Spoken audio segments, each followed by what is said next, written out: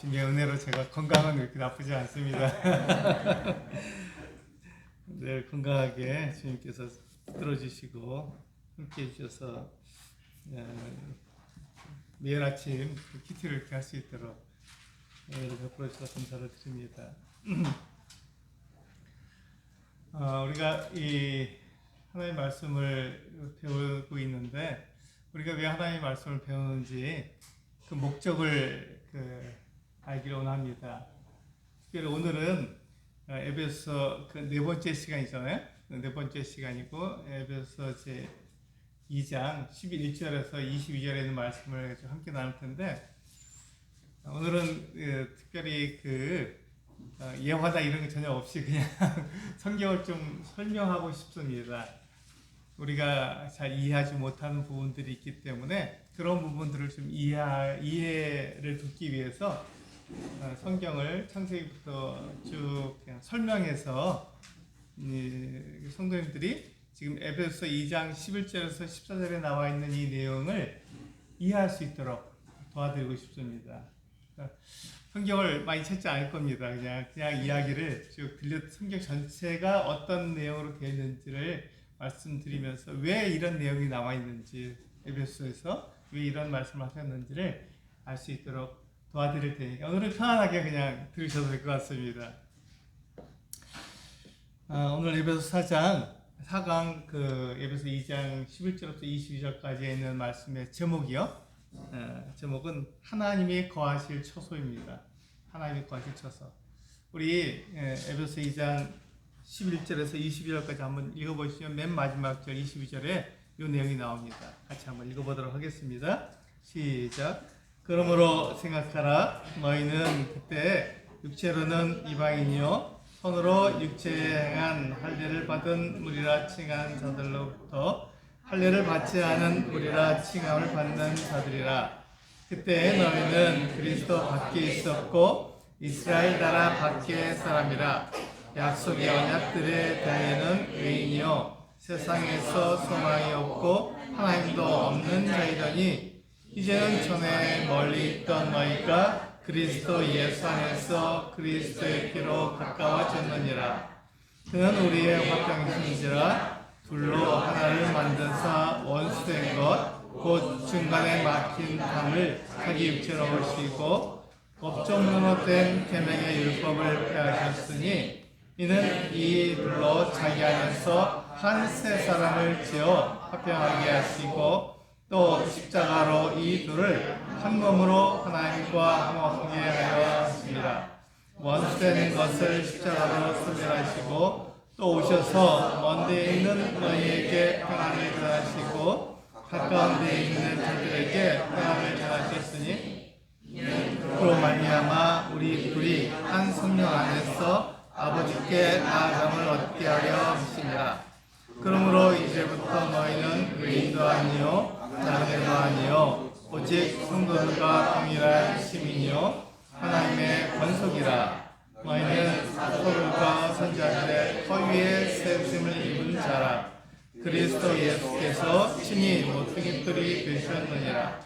그의 안에서 건물마다 서로 연결하여 주 안에서 성전이 되어가고 너희도 성령 안에서 하나님이 거하실 처소가 되기 위하여 그리스도 예수 안에서 함께 지어져 하느니라. 그렇습니다.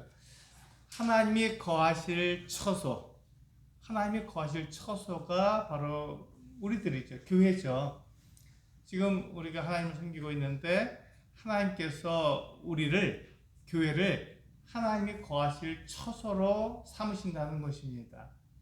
교회가 가지고 있는 그 신분, 교회가 가지고 있는 그 특권이 얼마나 놀라운지 우리는 이 말씀을 통해서 알 수 있습니다. 우리는 피조물이잖아요. 우리는 흙으로 지음을 받은 존재입니다. 그렇기 때문에 우리 안에 하나님이 거하신다는 것은 놀라운 일이 아닐 수가 없어요.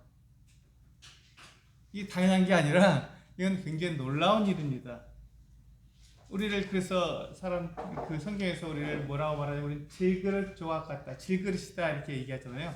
질그릇 속에 보배가 담겼다 그렇게 이야기하고 있습니다.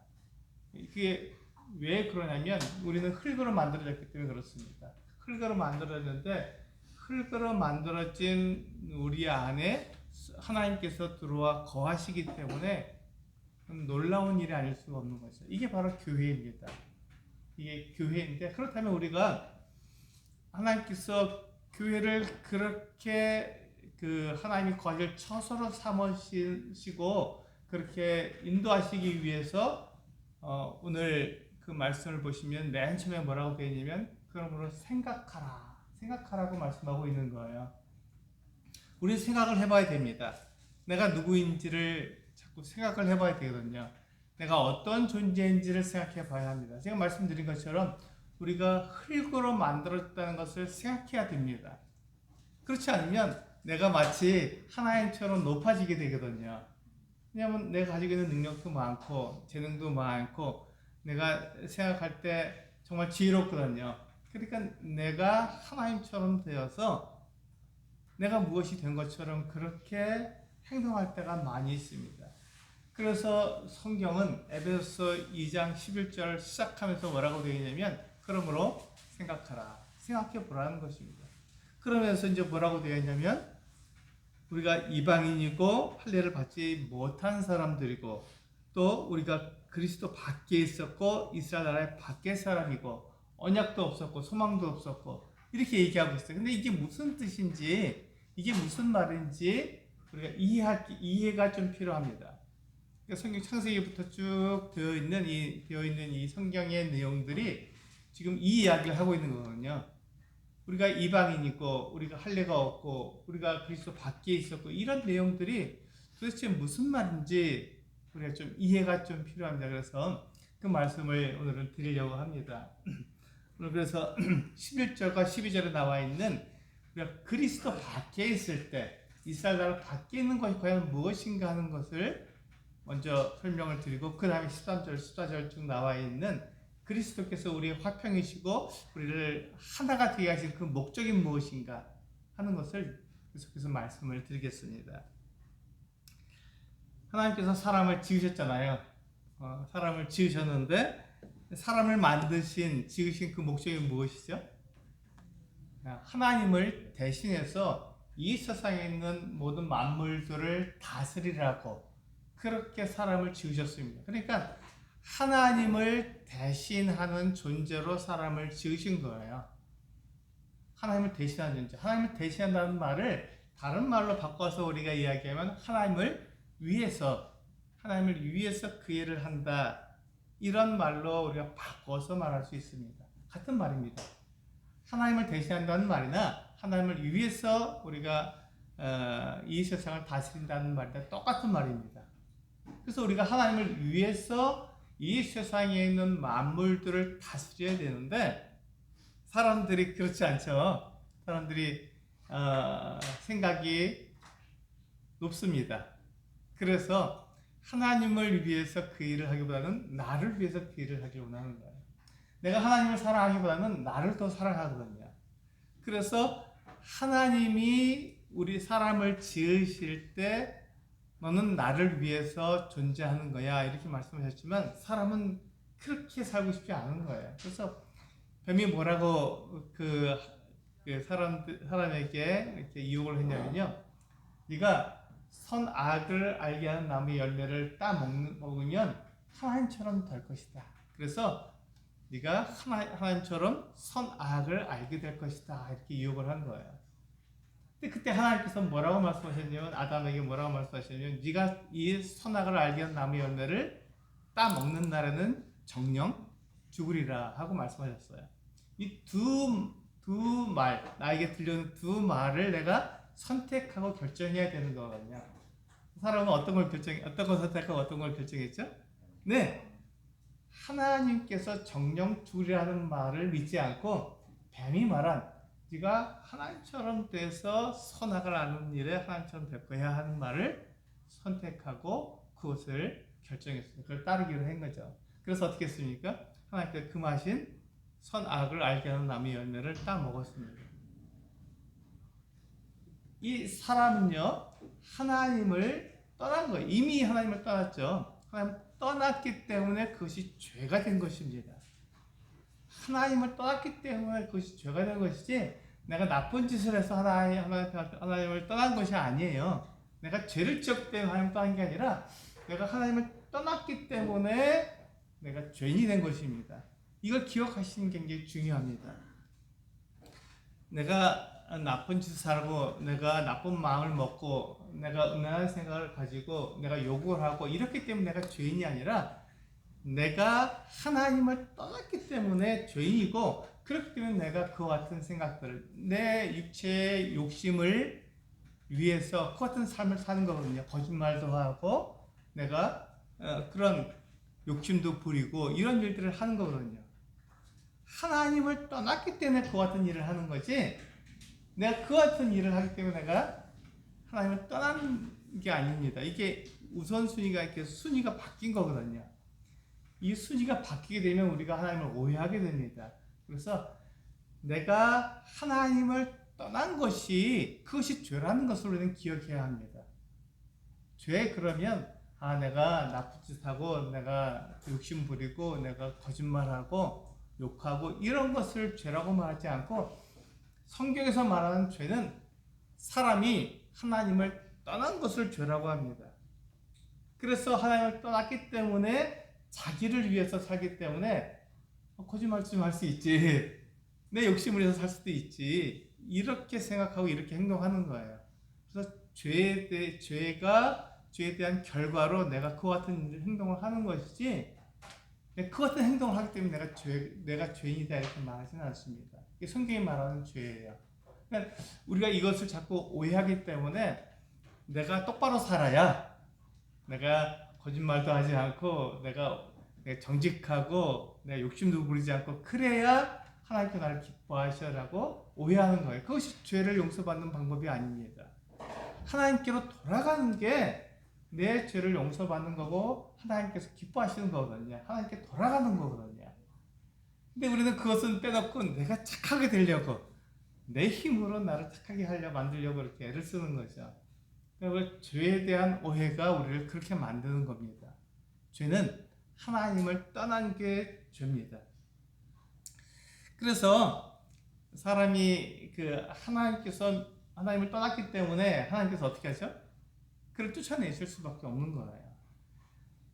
그래서 그 사람들을 하나님 앞에서 쫓아내게 되었고 하나님 앞에서 쫓김을 받은 사람들이 그때부터는 하나님께 나아가는 방법, 하나님께 나아가는 길을 알 수가 없는 거죠. 하나님으로부터 쫓겨났기 때문에 사람 스스로 하나님께 나아갈 수 없게 되었습니다. 이게 사람들이 가지고 있는 문제예요.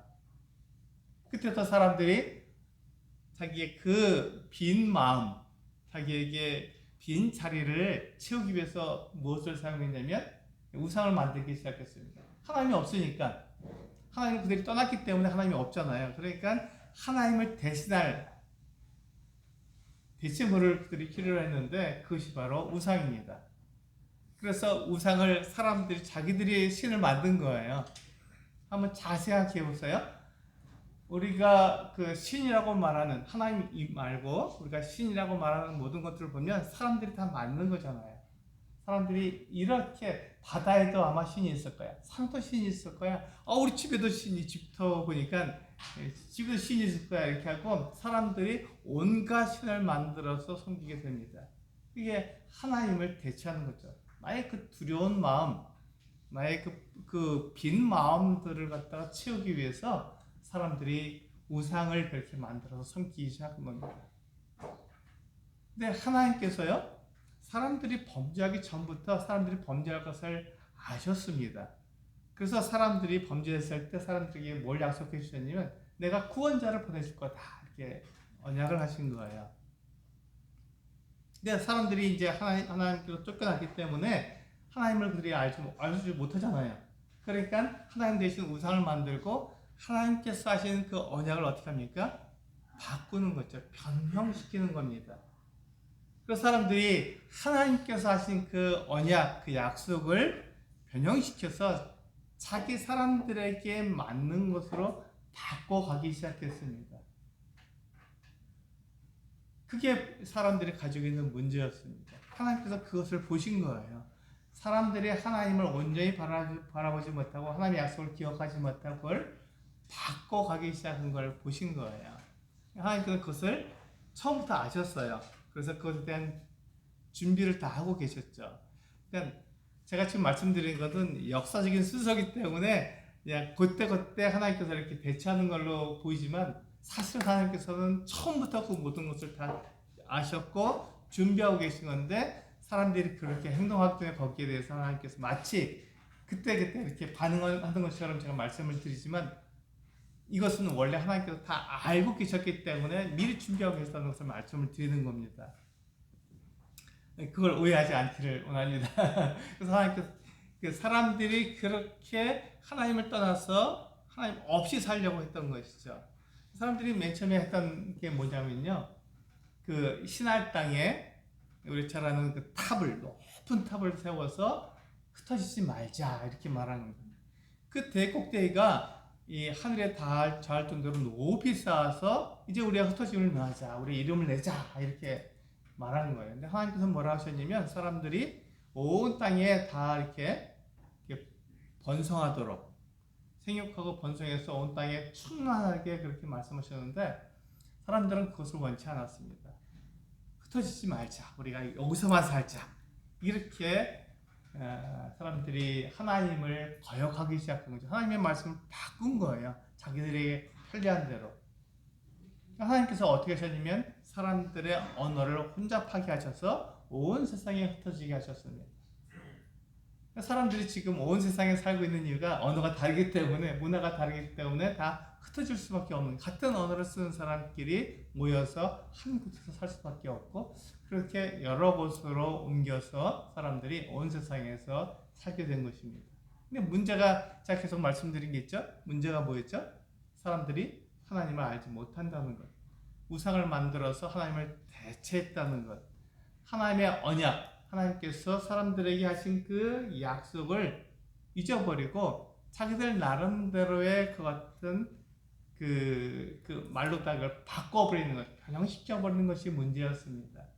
하나님께서는 사람들이 그렇게 하지 못하게, 그렇게 하지 않도록 한 민족을 세우셔야 했습니다.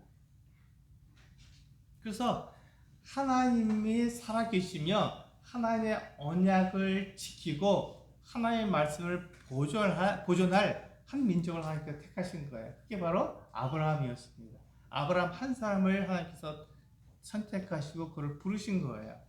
이 아브라함을 통해서 하나님께서 약속을 하셨어요. 내가 너희 자손으로 한 나라, 큰 나라를 이루게 하겠다. 근데 아브라함 그때 후손이 없었잖아요. 75세에 부르셨는데 그때도 자식이 없었거든요. 근데 하나님께서 이 아브라함에게 약속을 하셨어요. 내가 내 자손으로 큰 나라를 이루게 하겠다. 이렇게 약속을 하셨어요. 그래서 이 아브라함과 약속을 하셨고 이제 너와 너의 자손들은 다 할례를 받아라. 그래서 그 표가 하나님과 사람들 사이에 있는 증거다. 하나님이고 그리고 하나님의 백성이라는 증거가 바로 그 할례다. 이렇게 말씀하신 것이죠. 그래서 이제 우리가 오늘 그 에베소서 2장에서 보면 할례를 받은 사람, 할례를 받지 못한 사람 이런 이야기가 나온 게 바로 그 얘기입니다. 그러니까 하나님께서 이 아브라함을 택하셔서 그 아브라함을 부르시고 그 자손들로 하여금 한 나라를 이루시는 게 이스라엘이잖아요. 지금 이스라엘이거든요. 그 이스라엘 민족이 아닌 하나님께서 택하신 민족이 아닌 다른 민족들은 어떻게 될까요? 다 이방인입니다.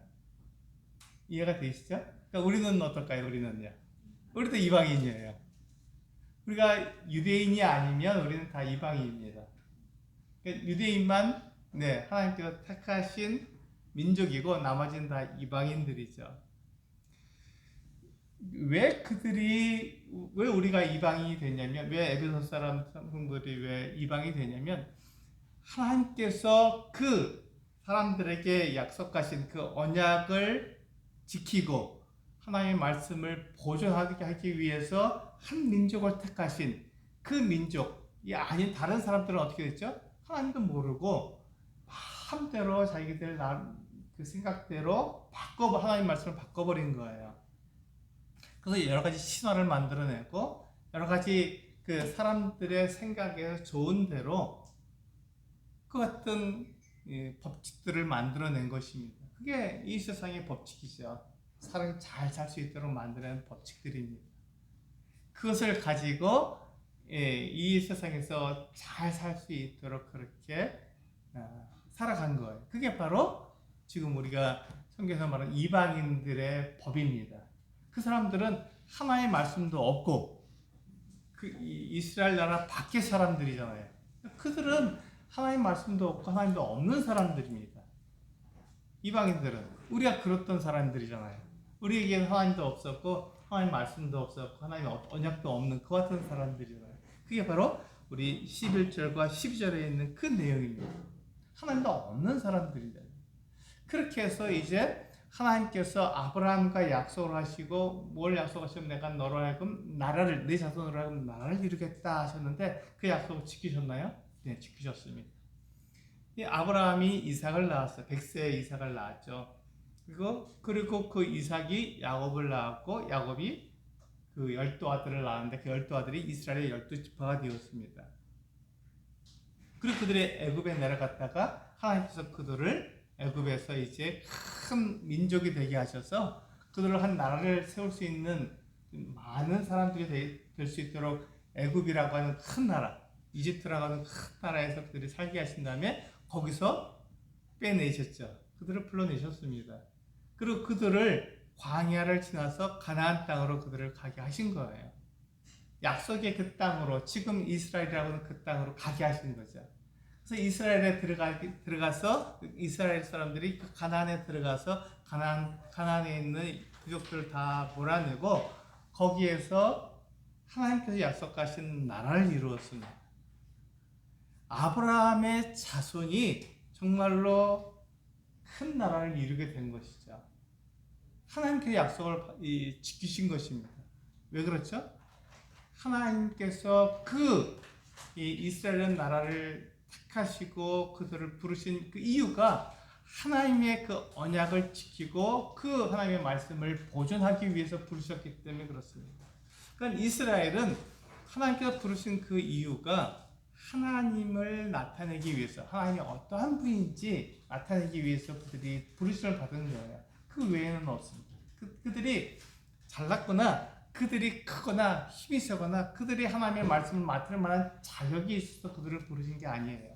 그것은 누구에게서 주어지냐면 하나님에게서 주어집니다.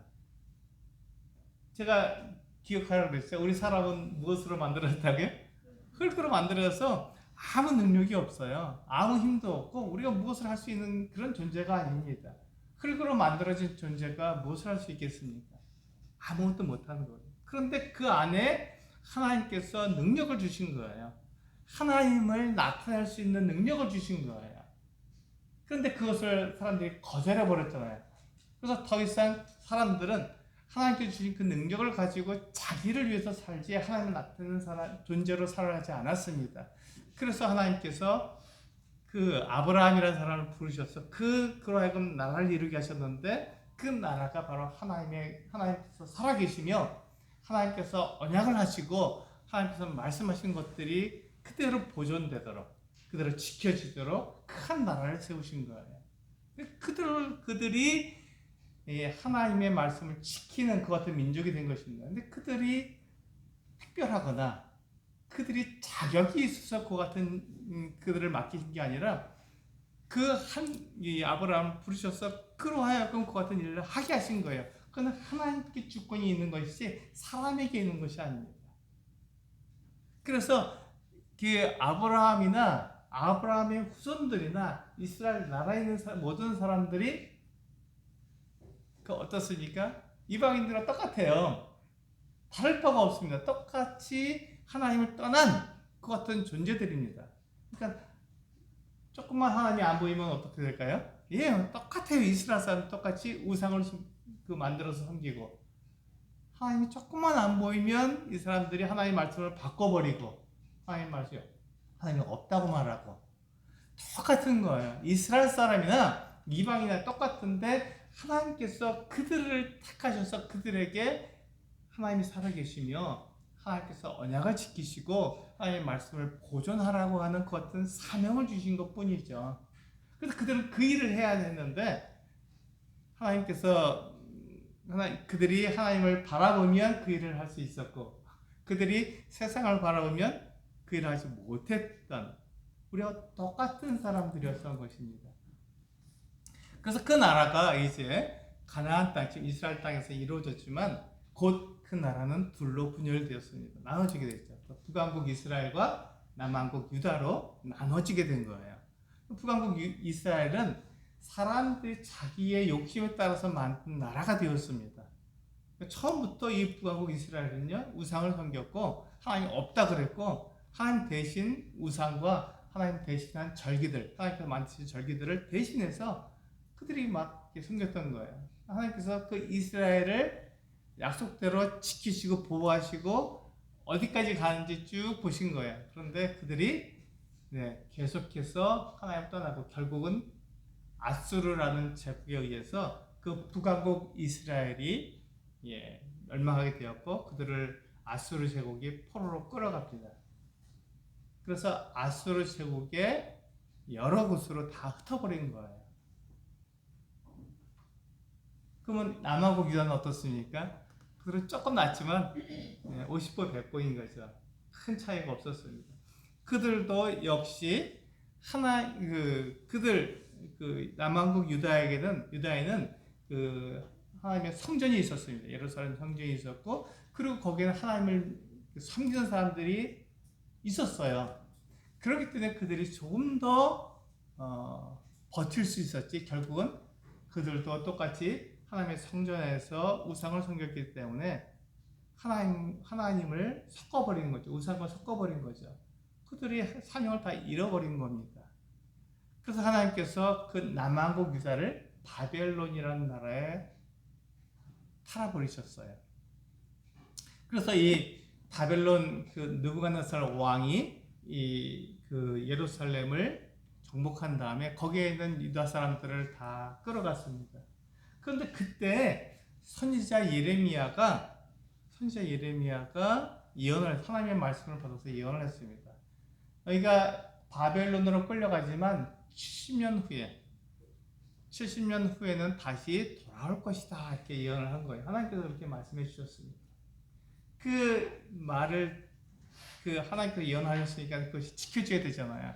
그래야 그들이 그것을 통해서 하나님께서 살아계시고 하나님께서 언약을 하시며 하나님의 말씀이 지켜진다는 것을 보존된다는 것을 그들이 사람들한테 나타낼 수 있습니다. 정말로 바벨론이 페르시아에게 무너지고 페르시아의 초대 왕인 고레스 왕이 이제 너희가 다 그 조국으로 돌아가도 좋다. 그 바벨론에 살고 있었던 참 놀랍죠. 바벨론으로 이 유다 사람들을 끌어갔는데 그들이 그 바벨론의 여러 지역으로 흩어진 게 아니라 바벨론 거기에서 그냥 유대 공동체를 형성하고 거기서 유대의 문화와 유대의 종교를 그대로 가지고 살도록 허락해 준 거예요. 그런 일은 없거든요, 원래. 그런데 이 유대인들에게 그와 같은 일들을 해준 겁니다. 특별한 배려를 해준 거죠. 그래서 유대인들이 바벨론에 살면서 그들은 유대인 공동체를 형성하고 있었어요. 그러니까 그들의 문화와 그들의 종교를 잃어버리지 않았던 것이죠. 그 상태에서 바벨론이 세워진 지 얼마 안 돼서 페르시아에게 무너져 버렸습니다. 그리고 페르시아 왕인 초대 왕이 고레스 왕은 우리 이사야서에서 반복되어 나타나고 있거든요. 이름이 그냥 나타나 있어요. 예언된 거죠. 그래서 고레스가 돌아가라. 이렇게 해서 돌아온 거예요. 정말로 돌아왔습니다. 그래서 돌아와서 그들이 생각해보니까 그들이 왜 바벨론에게 끌려갔죠? 바벨론에 포로가서 왜 끌려갔죠? 우상을 섬겼기 때문이었습니다. 그래서 이제 우리는 다시는 우상을 섬기지 않겠다 하고 그냥 결심을 한 거예요. 우리가 하나님 말씀을 절대로 우리가 잃어버리지 않겠다 하고 그들의 원래 사명으로 돌아왔습니다. 그게 바로 바리새파입니다. 그게 바리새파예요. 바리새파 우리가 신약성경에서 바리새인이 갑자기 나오는데 그게 바로 그들이 돌아온 다음에 예루살렘으로 돌아와서 나라를 이루고 다시 살게 되었을 때 그들이 다짐한 것, 이제 우리는 다시는 우상 비슷한 것도 우리는 섬기지 않겠다. 하나님 말씀과 배치되는 건 절대로 받아들이지 않겠다 해서 바리새파라는 이름으로 그들이 활동하기 시작했어요. 그 바리새라는 말은 분리되었다라는 말입니다. 그 말 그대로예요. 세상과 분리되고 하나님이 아닌 것들과 완전히 분리되어 살겠다 이렇게 그들이 이야기한 것이죠. 그게 바리새파입니다. 그 바리새파는 좋은 거잖아요. 굉장히 좋은 사람들입니다. 훌륭한 사람들이에요. 그 사람들로 인해서 이 하나님이 살아계시고 하나님의 언약과 하나님의 말씀이 보존된 거예요. 그런데 바리새파 사람들이라고 사람이 아닙니까? 똑같은 사람이잖아요. 그들도 자기를 드러내고 싶고 하나님보다는 자기를 드러내고 싶은 거예요. 하나님 떠났기 때문에 하나님 대신 우상을 섬기고 싶고 자기를 나타내고 싶은 거예요. 그런데 그들이 우상을 섬기게 되면 다시 바벨론에 끌려갈 이와 같은 게 두려우니까 절대로 우상을 섬기지 않지만 대신 이 사람들이 돈과 명예와 지위와 이런 것들로 바꿔버린 거예요. 그런 걸 섬기기 시작해요. 자기를 높이기 시작한 것이죠. 그게 예수께서 바리새인들을 나무라신 지적하신 내용들입니다. 그래서 바리새인들이 가르치는 건 정말 잘 가르쳤어요. 성경대로 가르쳤습니다. 하나님을 두려워해라. 하나님을 경외해라. 하나님을 사랑해라. 하나님 말씀을 그대로 지켜라. 너무 좋은 말씀들이었지만 그들의 삶은 그렇지 않았던 것이죠. 그들의 가르침과 그들의 삶이 달랐던 거예요. 그래서 그들의 삶을 보면 그들의 가르침과는 달랐기 때문에 예수님께서 뭐라 하셨냐면 그들의 가르침은 다 그대로 따르라. 하지만 그들의 삶은 본받지 말아라. 이렇게 말씀하신 것이죠. 왜냐하면 그들도 사람이었기 때문에 그렇습니다. 우리가 동일한 사람이었기 때문에 그렇습니다. 그래서 그들이 여유만 있으면 그들이 그냥 기회만 되면 하나님보다는 나를 드러내려고 그렇게 애를 썼던 것이죠. 사람이니까요. 우리도 동일하지 않습니까? 동일한 것입니다. 그래서 우리 에베소 2장 11절과 12절에서 그러므로 생각하라고 말씀하시는 거예요. 그때 너희 육체로는 이방인이다. 그렇죠. 우리는 하나님도 없었고 하나님 말씀을 알지 못해서 그냥 그것을 내 마음대로 바꿔버리는 같은 이방인이었던 것이죠. 손으로 육체에 행한 할례를 받은 무리라 칭한 자들로부터 할례를 받지 않은 무리라 칭함을 받는다. 그렇습니다. 우리는 하나님의 백성들이라고 하는 그 증거가 없는 사람들이었습니다. 그냥 이 세상에서 태어난 대로 내 육체를 위해서 즐겁게 살면 되는 사람들이었던 것이죠. 12절에서 보시면 그때 너는 그리스도 밖에서 그렇습니다. 우리는 그 언약도 없었잖아요. 그리스도 구원자하고 우리하고 전혀 관계가 없는 그와 같은 삶을 살았던 사람들입니다. 그리스도 밖에 있었고 이스라엘 나라 밖의 사람이다. 무슨 말씀인지 이해가 되시죠? 하나님께서 사명을 주신 하나님의 말씀을 지키는 유지하는 그와 같은 사명이 없는 내 마음대로 살 수 있도록 하나님 떠난 그와 같은 사람들이었다는 것이죠. 그래서 약속의 언약들에 대해서는 외인이요 세상에서 소망이 없고 하나님도 없는 자다 하는 것이 이게 바로 우리의 모습입니다. 이게 성경에서 우리에게 쭉 말씀해주고 있는 내용이에요. 잠깐 동안 봤지만 창세기부터 말라기까지 있는 내용 전체를 다 말씀을 드린 거예요. 이게 우리의 모습이고 우리의 사람들의 모습입니다. 그래서 13절부터 보면 이제 전에 멀리 있던 너희가 그리스도 예수 안에서 그리스도의 피로 가까워졌느니라. 그러니까 이 유대인과 이방인이 이렇게 완전히 분리되었죠. 그래서 유대인들이 이방인 보기를 정말 짐승 보듯이 했습니다. 그렇죠. 하나님도 없고 하나님 말씀도 없는 이 사람들이고 하나님 말씀을 이렇게 변형시켜 버리는 사람들이었기 때문에 이 유대인들은 이방인들을 정말 짐승 보듯이 본 거예요.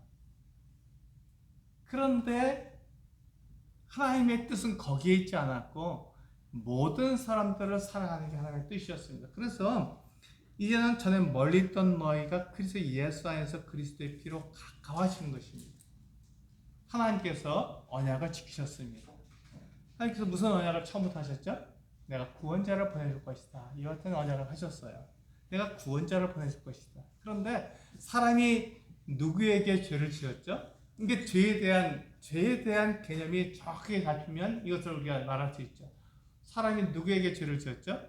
하나님에게 죄를 지은 거예요. 하나님 떠난 것이 죄이기 때문에 사람이 죄를 지었다 하는 것은 사람과 사람 사이에서 일어난 일이 아닙니다. 사람과 표정을 사이에서 일어난 일이 아니라 사람과 그를 지으신 창조주 하나님과 관계 가운데서 멀어진 것, 하나님을 떠난 것이 죄이기 때문에 그렇다면 그 죄를 누가 용서해 줄 수 있죠? 하나님밖에 용서해 줄 수가 없는 거예요. 피조물이 아무리 뛰어나도 그 죄를 용서해 줄 수 없습니다. 근데 우리 사람들은 그렇지 않잖아요. 하나님이 내 죄를 용서하신다는 걸 생각하지 않고 나보다 나은, 경건하고 거룩하고 뭔가 잘 사는 거뜬 사람, 힘 있고 능력 있는 사람이 나타나면 그 사람이 나를 보내줄 거야 라고 생각하잖아요. 그게 구원자라는 우리가 생각을 하게 됩니다. 바뀐 거죠. 하나님께서 구원자를 주시겠다고 약속하셨는데 그 구원자가 바로 하나님의 아들, 하나님 자신이 그 같은 일을 하신다고 하신 것들을 우리가 바꿔버린 거예요. 신화 속에서 바꾸고 사람을 그렇게 높인 것입니다. 사람 중에서 거룩하거나 경건하거나 힘있고 능력 있는 사람이 나를 구원할 거야 라는 것으로 바꿔버린 것이죠. 이게 우리 사람들의 모습입니다. 근데 그때 하나님께서 약속하신 대로 그 약속을 지켜서 하나님의 아들 예수 그리스도를 사람이 되게 하셔서 이 세상에 보내신 거예요. 하나님의 아들이 이 세상에 구원자로 오신 것입니다. 그 언약을 지키신 거예요. 하나님께서 이 이스라엘을 택하시고 그들에게 사명을 주신 것이 이 언약이 바뀌지 않도록 하나님께서 말씀하신 그 말씀이 지켜지도록 그렇게 이스라엘을 택하셨고 그들을 부르셨는데 그 이스라엘을 통해서 예수 그리스도께서 태어나신 거예요. 사람으로 태어나셨죠. 그 언약이 지켜진 것입니까? 네, 지켜진 거예요. 하나님께서 그 언약을 지키셨을 뿐만 아니라 하나님께서 사람들에게 하신 그 말씀들을 다 이루신 거죠. 그것을 통해서 우리가 하나님께서 살아계신 것을 알 수 있게 된 것입니다. 그래서 예수님께서 하나님의 아들이신 예수 그리스도께서 사람이 돼서 이 세상에 태어나신 거예요. 그 언약이 지켜졌잖아요. 그리고 예수님께서 성경에서 뭐라고 되어 있냐면 고린도전서 15장에서 보면 성경대로 십자가 달려 죽으시고 성경대로 사흘 만에 부활하셨다 이렇게 말씀하고 있어요. 그러니까 예수님께서 죽으신 것, 예수님께서 부활하신 이 모든 것들이 성경에 기록된 하나님의 말씀대로 그렇게 하셨다는 것을 우리에게 말씀해 주고 있는 것입니다. 이 바뀌지 않는 것입니다. 그래서 여기서 보시면 우리가 그리스도 예수 안에서 그리스도의 피로 가까워진 거죠. 유대인이나 이방인이 멀리 떨어졌었는데 이제 그리스도에서 이제 하나가 된 거예요. 왜냐면 똑같으니까요. 유대인들이나 이방인들이나 다를 바가 없잖아요. 다만 그들에게 사명을 주신 것이죠. 하나님이 살아계신 것을 너희가 나타내라. 하나님의 언약을 너희가 지켜라. 그리고 하나님께서 하신 말씀을 보존해라. 이와 같은 사명을 이스라엘에게 주셨는데 그것이 다 이루어졌기 때문에 더 이상 이스라엘과 이방인이 구분될 이유가 없는 거예요. 그래서 예수의 피가 유대인과 이방인을 하나로 만드신 것이죠. 14절에 보시면 그는 우리의 화평이신지라. 예수 그리스도는 우리의 화평이신 것이죠. 둘로 하나를 만드사 원수된 것 곧 중간에 막힌 담을 자기 육체로 허시고. 유대인들에게 부탁한 이 같은 사명이 더 이상 필요 없게 된 것입니다. 15절에 보시면 법조문으로 된 계명의 율법을 폐하셨어요. 왜 폐하셨습니까? 이제 그게 필요 없으니까요. 유대인들에게 그 어떤 사명이 더 이상 필요 없기 때문에 예수 그리스도께서 십자가 달려 죽으심으로 모든 것을 율법을 다 이루셨기 때문에 하나님의 그 계명 언약을 다 이루셨기 때문에 더 이상 이게 필요 없는 거예요.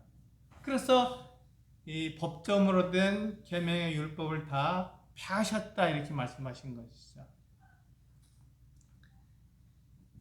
이는 이 둘로 차기 안에서 한 세 사람을 지어 화평하게 하시고 유대인이나 이방이나 따로 구분되지 않고 하나다 이렇게 말씀하신 거예요. 그래서 그리스도 안에서 우리가 하나가 되었다 이렇게 말씀하신 것이죠. 하나님께서 하신 언약이 그대로 예수 그리스도 안에서 지켜졌기 때문에 구분될 이유가 없는 것입니다. 그래서 16절을 보시면 또 십자가로 이 둘을 한 몸으로 하나님과 화목케 하려 하십니다. 원수된 것을 십자가로 소멸하시고 또 오셔서 먼 데 있는 너희에게 평화를 전하시고 가까운 데 있는 자들에게 평화를 전하시니. 자, 예수님께서 십자가에 달려 죽으신 그 목적이 이제 28절에서 나오고 있습니다. 왜 그렇게 하셨나요? 왜 예수님께서 유대인과 이방인을 하나가 되게 하셨나요? 예, 18절에 보시면 이는 그로 말미암아 우리 둘이 유대인과 이방 이웃 둘이 한 성령 안에서 아버지께 나아가게 하려고 예수님께서 구원자가 되어서 오신 거예요. 사람들이 하나님께 범한 그 모든 죄를 다 용서해 주신 것입니다. 하나님께 나아갈 수 있는 길이 있다고 알려주신 거죠. 하나님께서 살아계시다. 하나님께서 우리에게 말씀하고 계신다. 우리에게 하신 언약을 그대로 다 지키신다 하는 것을 그대로 사람들에게 보여주신 거예요. 그래서 지금까지 그 언약을 지키기 위해서 그 하나님의 말씀을 보존하기 위해서 유대인들을 따로 이스라엘을 따로 우리가 선택된 민족으로 불렀지만 이제는 그 모든 언약을 예수 그리스도에서 다 지키셨기 때문에 이제는 유대인이나 이방인이 한 몸이 되어서 함께 하나님께 나와라. 이게 하나님께서 사람을 지으신 목적이니까. 이게 하나님께서 사람을 지으신 목적이기 때문에 그 목적대로 다시 돌아오도록 하나님께로 돌아오도록 하나님께서 이 두 사람을 하나로 만드신 거예요. 유대인도 이방인도 이제 구별이 없다 이렇게 말씀하시는 거죠. 왜요? 왜 구분이 없게 만드셨습니까? 하나님께 나오게 하시려고. 하나님의 원래의 목적으로 돌아오게 하시려고. 하나님께서 원래의 목적은 사람들과 사랑의 교제를 나누는 거잖아요. 사람들이 하나님을 위해서 살아가도록 만들었고 그것을 통해서 사람들과 하나님이 서로 사랑의 관계를 유지하도록 하셨는데 그 삶으로 다시 돌아오도록 그렇게 만드신 거예요. 그래서 우리가 여기서 보시면 우리가 하나님께 나아가는 우리가 구원받았다고 말하잖아요. 우리가 구원받았다, 우리가 죄의 용서를 받았다고 말하는 그것이 내가 구원받은 것으로 끝나는 삶을 말하는 게 아닙니다. 나 이제 구원받았으니까 됐어. 나 이제 죄 용서 받았으니까 이제 된 거야. 이제 내 마음대로 살아도 되지. 하나님께서 내 모든 죄를 용서해 주시니까 나는 이제 천국 가니까 나는 이제 다 문제 없어 라고 생각하시는데 그렇지 않다는 거예요. 우리를 그렇게 구원하신, 우리의 죄를 용서하신 그 목적이 있는 거예요. 그 목적을 이루어야지 내가 그냥 내 죄 용서받은 거 거기서 멈추면 안 된다는 것이죠. 성경은 그것을 우리들에게 말해주고 있는 것입니다. 네가 예수 그리스도를 말미암아서 죄 용서를 받았느냐? 네가 하나님의 자녀가 되었느냐? 그렇다면 이제 하나님의 영광을 위해서 살아라. 하나님을 나타내는 자로 원래 목적대로 돌아와서 하나님을 위해서 살아라 라는 것이 하나님께서 우리들에게 하시는 말씀인 거예요. 우리를 구원하신, 우리의 죄를 용서하신 그 이유가 거기에 있는 것이죠. 내 마음대로 살고 내가 그냥 나 구원 받았으니까 이제 마음대로 살아도 돼. 나 죄 용서 받았으니까 내 하고 싶은 대로 하고 살아도 돼 라고 하려고 나를 구원하신 것이 아니라 나를 원래의 목적으로 돌이키려고 내 죄를 용서하신 것입니다.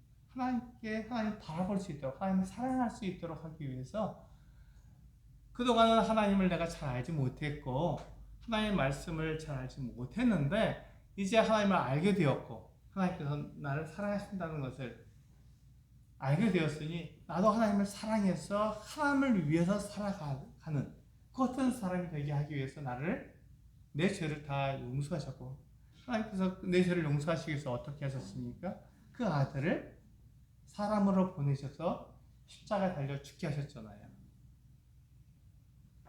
예수 그리스도 하나님의 아들께서 나를 용서하기 위해서는 하나님이신 그분이 십자가에 달리셔서 죽으셔야 하는 이 말도 안 되는 일을 하셔야만 됐던 것이거든요. 그 일이 예수 그리스도를 통해서 이루어진 거예요. 그러니까 우리가 거듭난 것, 우리가 우리의 죄가 용서받은 것은 하나님을 위해서 살기 위해서, 하나님을 사랑하기 위해서 우리가 거듭나고 우리의 죄가 용서된 것이지 내 마음대로 살라고 나를 용서하신 것이 아니라는 것입니다. 그래서 보시면 19절에 보시면 우리의 상황이 바뀌게 되죠. 그러므로 생각하라고 11절에 말한 그 내용과 이제 19절에서 하는 내용이 전혀 반대가 됩니다. 뭐라고 되어 있냐면요. 그러므로 이제부터 너희는, 이제부터라는 말이 있습니다. 예수 그리스도를 믿었으니 믿을 때부터, 예수 그리스도를 믿고 너희가 죄 용서를 받을 때부터는 너희가 어떤 사람이냐? 너희는 외인도 아니다. 저는 외인이었는데 우리는 외인도 아니다. 나그네도 아니다. 그리고 오직 성도들과 동일한 시민이다. 그리고 맨 끝에 뭐라고 되어 있냐면 하나님의 가족이라고 말하고 있습니다. 권속이라는 말은 가족이라는 뜻이죠. 하나님께 속한 가족, 한 식구라는 것입니다. 우리가 하나님의 한 가족이 되어 있습니다. 하나님의 한 가족이 된 거예요. 얼마나 놀랐습니까? 내가 하나님의 가족이 되었다니 얼마나 놀라운 일입니까? 그 일이 이루어진 거죠. 그래서 20절에 보시면 너희는 사도들과 선지자들의 터 위에 세우심을 입은 자라. 그래서 예수께서 친히 모퉁이 돌이 되셨느니라. 우리에게 이 말씀을 하고 있는 거예요. 우리의 교회의 기초는 사도들과 선지자들의 기초가 되어 있잖아요. 그들이 하나의 말씀을 우리에게 전해주었고 그것이 변하지 않도록 우리들에게 알려주었습니다.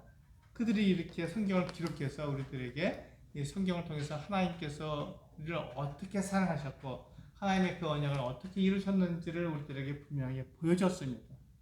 그들이 하나님의 사도라는 것을, 예수 그리스도께서 그들을 보내셨다는 것을 그들이 나타내는 기적을 통해서 분명히 알게 하신 거예요. 하나님만 하실 수 있는 일들을 그들이 할 수 있게 하심으로써 그들이 예수 그리스도께서 보내신 사도라는 것을 알게 하신 것이죠. 그래서 보시면 21절에 보시면 뭐라고 되어 있냐면 그의 안에서 건물마다 서로 연결할 주 안에서 성전이 되었고 22절에 너희도 성령 안에서 하나님이 거하실 처소가 되기 위하여 그리스도 예수 안에서 함께 지어져 가느니라. 이렇게 약속하고 있습니다. 우리가 종종 오해하는 것은 성령 안에서라는 단어입니다. 성령이라는 단어를 우리가 종종 오해하고 있는 거예요. 무엇을 오해하냐면 성령을 받은 사람들은 방언도 하고 병도 고치고 귀신도 내어쫓는다 이런 얘기를 합니다. 물론 그게 틀린 말은 아닙니다. 그런데 성령을 받은 사람들이 그와 같은 일을 하는 목적이 있습니다. 왜 그와 같은 일을 하죠? 왜 성령을 받은 사람들이 방언도 하고 왜 그들이 병도 고치고 왜 그들이 귀신도 내어쫓냐 하는 것입니다. 그 목적이 뭐죠? 그렇죠. 하나님 계시다는 것을 알려주기 위해서, 하나님의 사랑이라는 것을 사람들에게 알려주기 위해서 그 일을 하는 거예요. 근데 그 일을 그 방언을 하지 않고 또 우리가 병을 고치지 않고 또 귀신을 내어주지 않고 더 확실한 방법이 있다면 어떤 걸 사용하시겠습니까? 네, 더 확실한 방법을 사용하는 거예요.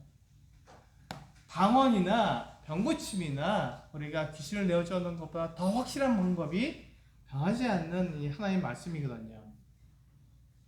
변하지 않는 하나님의 말씀이 우리에게 있다면 우리가 그 말씀 가지고 얼마든지 성령께서 내 안에서 역사하신다는 것을 우리가 이야기할 수 있습니다. 그래서 증명할 수 있는 거예요. 성령이 하는 일이 무엇이죠? 성령이 무슨 일을 합니까? 네, 하나의 말씀이 내 안에서 그대로 이루어지도록 그 일을 하고 있는 거예요. 성령은 자기 일을 하지 않습니다. 성령은 하나님의 말씀이 그대로 이루어지도록, 예수 그리스도께서 하신 말씀이 그대로 나에게서 이루어지도록 그 일을 하고 계신 거거든요. 성령의 그 일이 두 가지가 있는데요. 한 가지 일은 바로 지금 제가 말씀드린 대로 하나님의 말씀, 또 예수 그리스도의 말씀이 그대로 이루어지도록 하는 것 같은 일이 있고, 또 한 가지 일, 성령이 하는 또 한 가지 일은 뭐냐면 하나님의 자녀라는 인의 역할을 합니다. 증거의 역할을 하고 있는 것이죠. 이스라엘 백성들이 하나님의 백성이라는 증거가 할례였잖아요.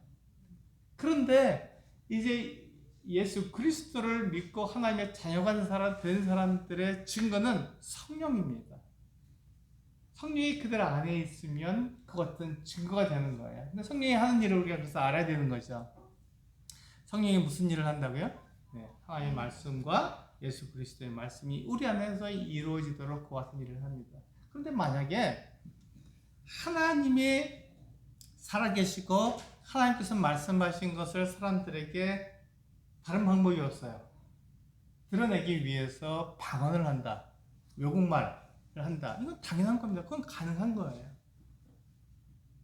예. 하나님이 살아계시고 하나님이 사랑이시라는 것을 사람들에게 알려주기 위해서 다른 방법이 환경도 없고 아무것도 없어요. 그럴 때 어떻게 하죠? 내가 외국말도 잘 몰라요. 그 나라, 그 부족어를 잘 몰라요. 그럴 때 어떻게 하죠? 방언할 수밖에 없는 거예요. 하나님께서 그 입을 사용하시는 거예요. 방언을 하게 하십니다. 하나님의 살아계심과 하나님의 사랑이심을 나타내기 위해서 그 목적대로 그 일을 사용하기 위해서 그 일을 하시는 거죠. 의사도 없고 약도 없고 아무것도 없는 그런 오지에서 그 사람이 병들었을 때 그 사람을 치료함으로써 하나님을 믿게 하고 하나님의 역사하심을 드러내기 위해서 우리는 병도 고칠 수 있는 거예요. 기도함으로써 우리는 얼마든지 병을 고칠 수 있습니다. 그것을 주관하신 이가 하나님이십니다. 그런데 반대로 내가 하나님의 자녀야. 내가 성령을 받았음을 나타내는 증거로 삼기 위해서 방언도 하고 병도 고치고 귀신도 내어쫓는다면 목적이 바뀐 거잖아요. 그 목적으로 우리가 성령을 사용하도록 성경은 말씀하고 있지 않습니다. 그 목적이 바뀐 거거든요. 하나님을 드러내기 위해서 성령께서 내 안에서 일하시는 것을 나타내야 되는데 내가 이런 사람이야, 난 이런 자격을 갖췄어, 나 이런 신분을 갖췄어 하는 것을 나타내기 위해서 성령을 사용하는 것은 잘못 사용하는 것이죠. 성령은 그렇게 사용하는 것이 아니라고 성경에서 분명히 말씀하고 있습니다. 우리가 성령에 대한 오해를 하게 되면 그 같은 성령을 잘못 사용할 수 있는 것이죠. 그래서 우리는 분명히 말씀하고 있는 것처럼 성령 안에서 우리 22절 보시면 2장 그래서 2장 22절에 보시면 너희도 성령 안에서 하나님이 거하실 처소가 되기 위하여 하나님이 거하시는 거예요. 우리 안에 거하시는 거죠. 이게 교회입니다. 하나님이 우리 안에 거하시는 거예요. 그런데 하나님께서 하시는 이 말씀보다 더 강력한 것이 있습니까? 더 확실한 것이 있습니까? 아니거든요. 없거든요. 기적을 보는 것은 잠깐이잖아요. 그런데 하나님의 말씀은 영원한 거잖아요. 그럼 변하지 않습니다.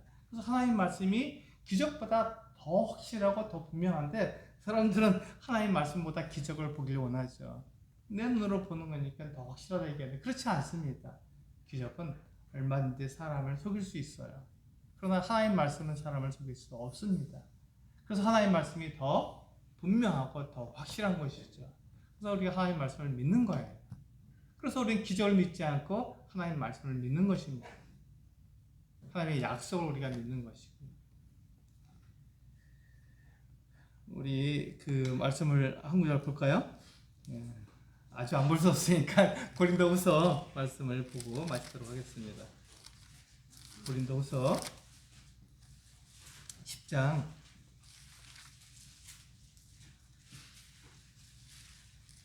고린도후서 10장 4절과 5절입니다.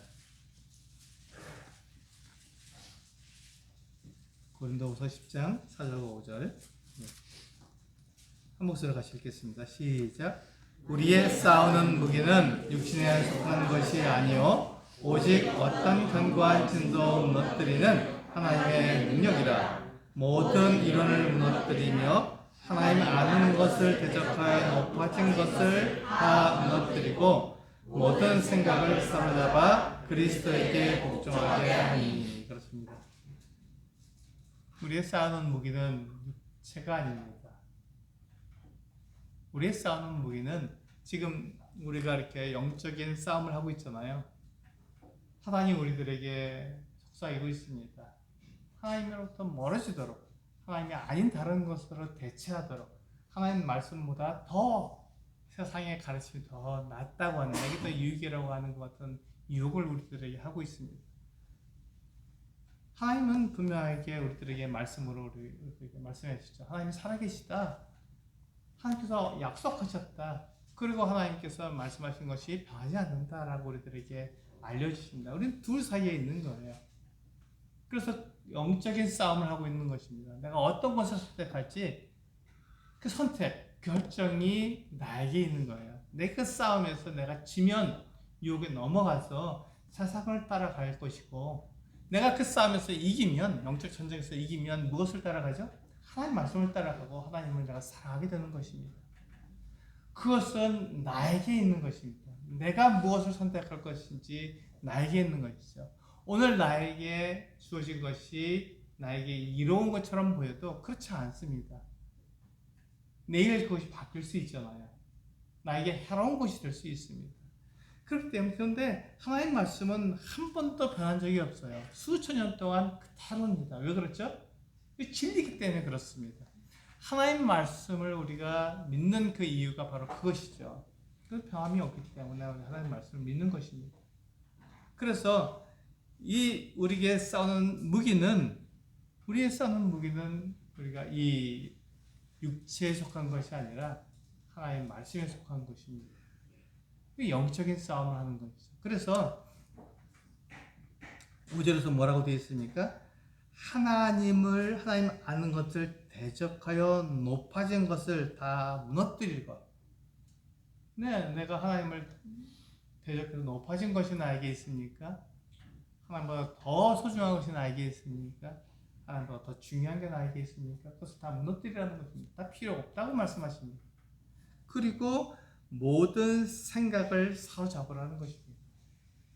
모든 생각을 다 그물로 사로잡듯이 다 사로잡아서 누구에게 복종하라고요? 그리스도에게 복종하라고 말씀하고 있습니다. 이게 우리가 해야 될 일입니다. 우리가 선택하고 우리가 결정하는데, 우리가 누구에게 복종하도록요? 그리스도에게 복종하도록 모든 것을 다 가라앉히고 그 안에서 그리스도에게 복종해야 한다는 것입니다. 이게 바로 교회에게 주신 하나님의 사명이시죠. 그것을 이루기 위해서 우리는 하나님의 말씀을 읽는 것이고, 또 우리가 하나님의 말씀을 보는 것입니다.